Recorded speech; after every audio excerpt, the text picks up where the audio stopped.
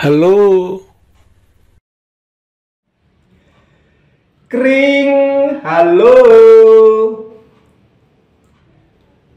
Mari saudara-saudaraku yang terkasih di dalam Yeshua HaMashiach, kita akan merenungi sebagian dari firman Elohim Yahweh yang saat ini saya ambil dari Kejadian pasal 13 ayat 4 sampai 10. Demikian bunyi firman-Nya bagi kita sekalian. Ke tempat mezbah yang telah Dia dirikan di sana untuk yang pertama kali, dan di sanalah Abram memanggil nama Yahweh.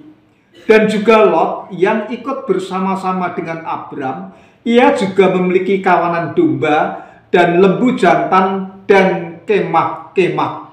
Dan negeri itu tidak dapat lagi menampung mereka untuk tinggal bersama-sama, karena harta milik mereka sudah sedemikian banyaknya dan tidak mampu lagi untuk tinggal bersama-sama. Maka terjadilah perselisihan di antara mereka yang menggembalakan ternak Abram dan mereka yang menggembalakan ternak Lot. Pada waktu itu orang-orang Kanaan dan orang-orang Feris juga diam di negeri itu.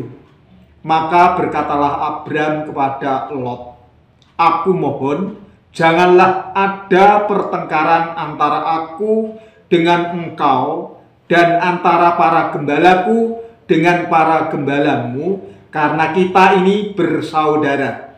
Bukankah seluruh negeri ini ada di hadapanmu? Silakan, pisahkan dirimu dariku. Jika engkau ke kiri, maka aku akan ke kanan, dan jika engkau ke kanan, maka aku akan ke kiri." Dan Lot mengangkat matanya dan melihat ke seluruh lembah Yordan, bahwa daerah itu seluruhnya terairi sebelum pembinasaan Yahweh terhadap Sodom dan Gomora, seperti taman Yahweh, seperti tanah Mesir, jika engkau memasuki Zoar. Amin. Bapak Ibu saudaraku yang terkasih, setelah bacaan ini kita memperhatikan bahwa permulaan dua orang ini sangat membanggakan hati. Betapa tidak, Lot memberikan teladan yang baik dalam hal ini, karena Lot tidak hanya mengikuti pamannya, tetapi Lot sendiri mengikuti iman Abram. Tetapi belakangan mereka berpisah, dan sejak itu kerohanian mereka, khususnya dalam hal ini menunjuk kepada Lot, menyimpang jauh. Mengapa bisa demikian? Kita amati dalam nats ini. Dan kalau boleh saya beri judul, hanya sebatas itu. Yang pertama, terpusat pada harta milik. Ini khususnya Lot, terpusat pada harta milik. Ayat 4 sampai 7. Bapak Ibu saudaraku yang terkasih di dalam Yeshua HaMashiach, selalu mudah untuk menanggung penderitaan bersama-sama, tetapi sangat sukar untuk menikmati kemakmuran bersama-sama. Betapa indahnya Elohim Yahweh sangat memberkati mereka sehingga mereka memiliki banyak harta kekayaan. Justru dengan itulah, justru dengan harta kekayaan tersebut, datanglah masalah, yang mana tanah tempat tinggal mereka tidak dapat menampung lagi. Padang rumput yang tersedia hanya cukup untuk salah satu dari mereka. Meski Abraham dan Lot sendiri tidak saling mengatakan sesuatu, tetapi hamba-hamba mereka bertengkar masalah padang gurun. Hal tersebut di dalam ayat 7a. Maka terjadilah perselisihan di antara mereka yang menggembalakan ternak Abram dan mereka yang menggembalakan ternak Lot. Jadi antara penggembalanya Abraham dan penggembalanya Lot saling bertengkar. Bapak Ibu Saudaraku yang terkasih, Lot rela meninggalkan Kasdim awalnya ikut pamannya yaitu Abraham. Yang dipanggil oleh Elohim Yahweh adalah Abraham. Ingat itu. Lot bisa menjadi kaya itu karena Abraham. Lot lupa. Sekali lagi, Lot lupa akan asal usulnya. Ya memang sekali lagi Bapak Ibu Saudara yang terkasih, manusia kalau sudah menjadi kaya akan harta biasanya lupa asal usulnya. Sekarang ngancek yang kedua, atau kita melangkah ke hal yang kedua. Kalau yang pertama tadi terpusat pada harta milik, yang kedua terpusatkan pada diri sendiri. Itulah Lot. Ayat 8 sampai 10, terpusatkan pada diri sendiri. Bapak Ibu Saudaraku yang terkasih, Abraham dan Lot dapat meninggalkan Kasdim awalnya bersama-sama, tetapi mereka berselisih. Sekali lagi, tetapi mereka berselisih pendapat setelah tiba di Kanaan. Menurut seorang ahli kitab suci, ada beberapa tempat yang mempunyai arti dunia. Yang pertama, Kasdim. Kasdim mewakili kekacauan dunia. Yang kedua, Sodom dan Gomora mewakili kenikmatan dosa dunia. Yang keempat, Mesir atau Mitzrayim itu mewakili dunia di bawah pengaruh kekejaman setan. Lah, masing-masing mewakili segi khusus dari dunia.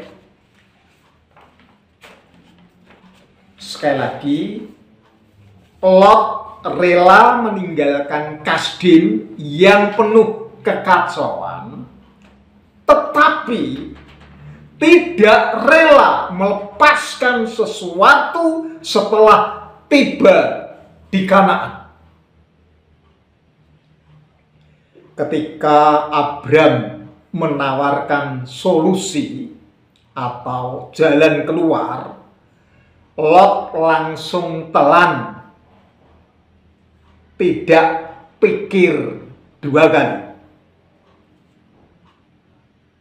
Menurut pengamatan dalam hal ini, kesalahan di pihak Lot. Mengapa? Perlu diingat, Abram adalah kepala keluarga. Berikutnya, lebih jauh, semua yang dimiliki Lot datang melalui Abram. Semua yang dimiliki Lot itu harta kekayaannya dan juga ternaknya.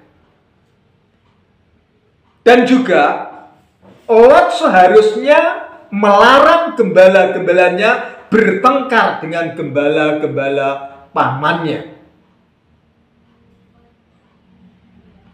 Dan yang berikut, Lot seharusnya lebih baik ternaknya kelaparan daripada meninggalkan pamannya yang hanya satu keluarga di Kanaan yang percaya Elohim Yahweh. Bagaimana mungkin ia dapat meninggalkan keluarga tersebut? Ini yang perlu kita cermati.